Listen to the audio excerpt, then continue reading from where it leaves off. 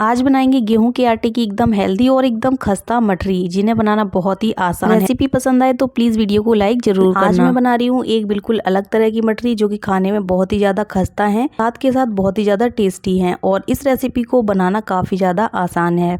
तो चलिए इस मठरी की आसान सी रेसिपी को शुरू करते हैं। मठरी को आप मैदा या गेहूं के आटे दोनों में से किसी से भी बना सकते हैं। तो मैंने यहाँ पर आधा कप गेहूं का आटा लिया है। इसके बाद मैंने इसमें डाल दिया है स्वाद के अनुसार नमक। मठरी थोड़ी नमकीन अच्छी लगती है, इसलिए आप इसमें नमक ज़रूर ऐड करें। मठरी में जब हम स्वाद के अनुसार नमक डालकर इन्हें बनाते हैं तो बहुत ही ज़्यादा टेस्टी लगती है ये चाय के साथ खाने में। अगर आप इसमें नमक नहीं डालेंगे तो ये फीकी लगेगी और बिल्कुल भी टेस्ट नहीं आएगा, तो आप इसमें नमक ज़रूर ऐड करें। अब मैं इसमें डाल रही हूँ 1/4 छोटी चम्मच अजवाइन। अजवाइन को हम थोड़ा सा हाथों से क्रश करके ऐड करते हैं तो मठरी में बहुत ही ज़्यादा अच्छा फ्लेवर आता है। मैंने मठरी को हेल्दी बनाने के लिए यहाँ पर गेहूं के आटे का इस्तेमाल किया है। अगर आप इसे मैदे से बनाना चाहते हैं तो आप मैदे से भी बना सकते हैं। मठरी को खस्ता करने के लिए मैंने इसमें 1 बड़े चम्मच सरसों के तेल का इस्तेमाल किया है। आप इसकी जगह घी का भी इस्तेमाल कर सकते हैं।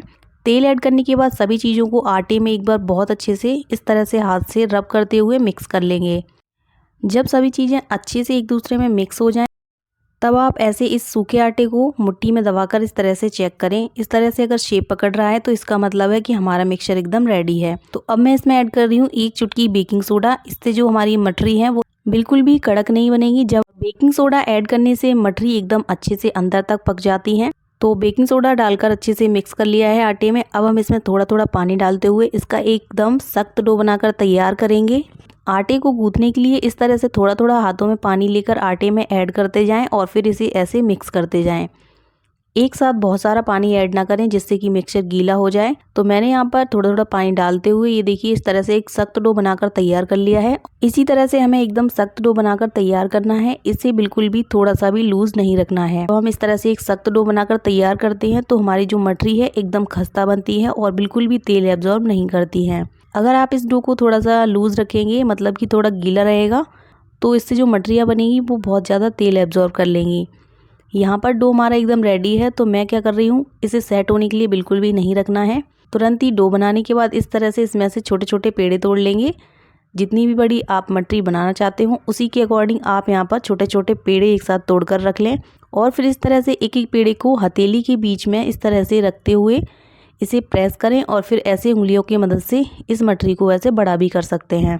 बिना बेलन के ही सिर्फ एक बर्तन को ही गंदा किया है और उसी में ही हमारी ये मठरी बनकर रेडी हो जाती हैं। तो यहाँ पर ये देखिए एकदम अच्छे से मठरी बनकर रेडी हो गई है। और इन मठरियों को स्मूथ नहीं करना होता है।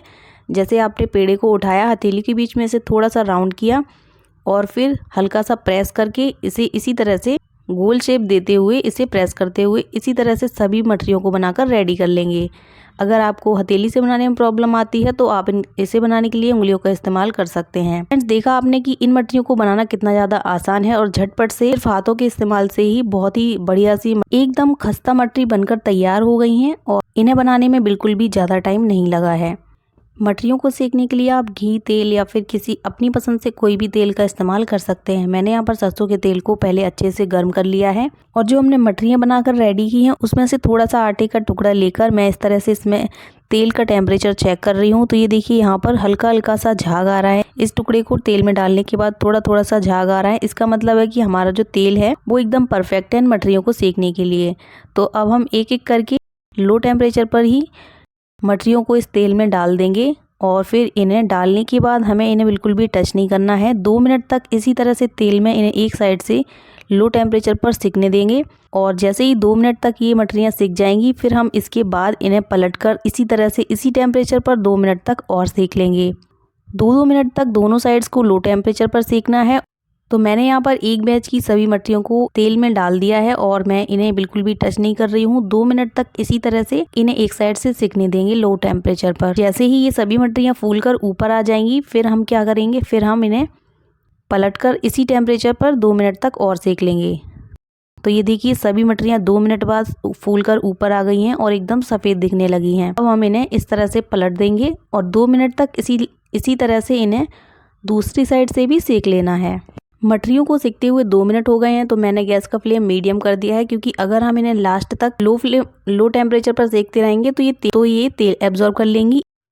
हमने इन्हें शुरुआत में लो फ्लेम पर इसलिए पकाया है क्योंकि धीरे धीरे ही अंदर से अच्छे से पक जाती हैं। अगर आप शुरुआत में ही हाई फ्लेम करके इन्हें पकाएंगे तो ये अंदर से बिल्कुल भी नहीं पकेंगी और ऊपर से इनका कलर डार्क हो जाएगा।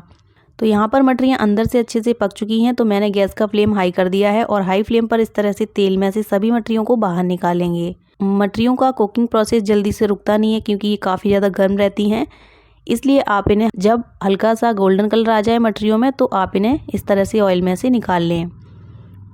एक बैच की मटरियों को हमने यहाँ पर अच्छे से फ्राई कर लिया है और एकदम खस्ता मटरी बनकर तैयार हुई हैं। इसी तरह से हम बाकी की बची हुई मटरियों को भी ऐसे ही लो टेम्परेचर पर तेल में डालकर अच्छे से सेक लेंगे। जब हम इन मटरियों को शुरुआत में लो टेम्परेचर पर सेकें, इससे ये अच्छे से अंदर से पक जाती हैं।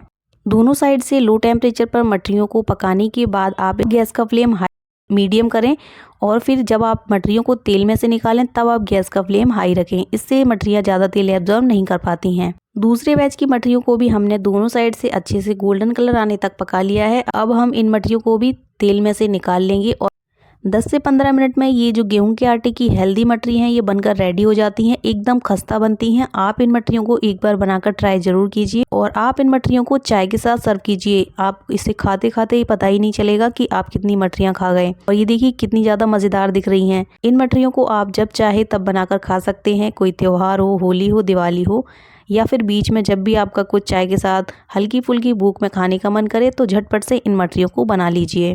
फ्रेंड्स, अगर आपको ये रेसिपी पसंद आई है तो प्लीज़ वीडियो को लाइक ज़रूर करना और ऐसी ही नई नई हेल्दी सी रेसिपीज़ देखने के लिए चैनल को भी सब्सक्राइब कर लेना। तो चलिए मिलते हैं नई रेसिपी के साथ। Bye bye, thank you.